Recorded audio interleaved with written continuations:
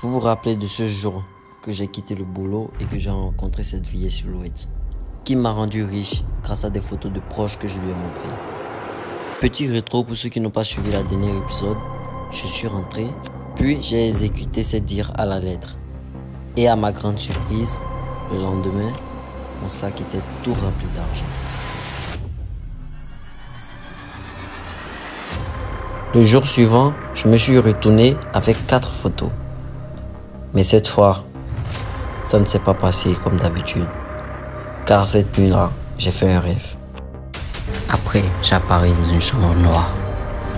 Je ne voyais rien, je ne voyais personne jusqu'à ce que je tombe sur cette porte. Je rentre à l'intérieur et à ma grande surprise, voilà ce que je vis.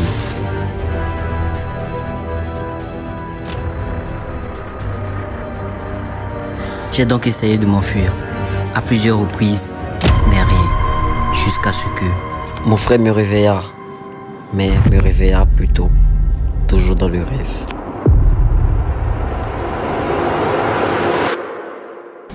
Je me voyais ouvrir une porte et en même temps la refermer derrière moi.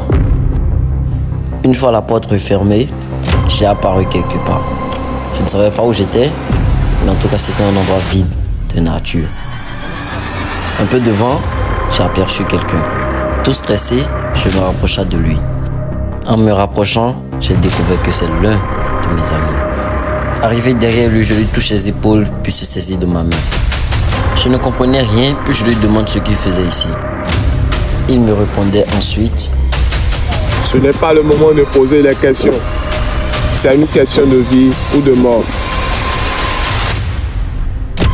Tu sais très bien ce que tu as fait et tu vas en subir les conséquences.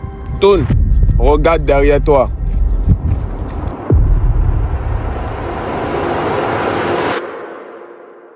À partir de ce moment, il a essayé de me garder.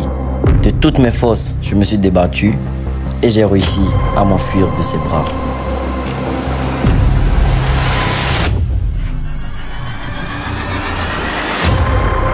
Ils n'ont pas arrêté de courir derrière moi, l'un après l'autre, des pieds après des pieds et des bâtons en main. Je n'avais aucune idée de ce qui allait se passer, mais j'ai couru kilomètre sur kilomètre. Eux non plus n'ont pas arrêté de courir. Ils couraient l'un après l'autre derrière moi, jusqu'à ce qu'à un moment, mon pied accroché et puis je suis tombé. J'ai regardé derrière et à ma grande surprise, ils étaient là. À terre, ils ont commencé à me frapper. Des coups de poing, des coups de bâton. Mais tout ce que j'ai remarqué, c'est que mon meilleur ami, il était là, juste à regarder. Après des coups de fouet, des coups de bâton, je ne me sentais plus en vie. Apparemment, j'étais mort. La légende aurait raconté que, dans la vraie vie, mes amis se sont retrouvés, mais tout inconscient de tout ce qui s'est passé. Ma fierté, c'est que eux au moins ils étaient en vie. Cette histoire a été tirée de la vie de Samson Bédonon.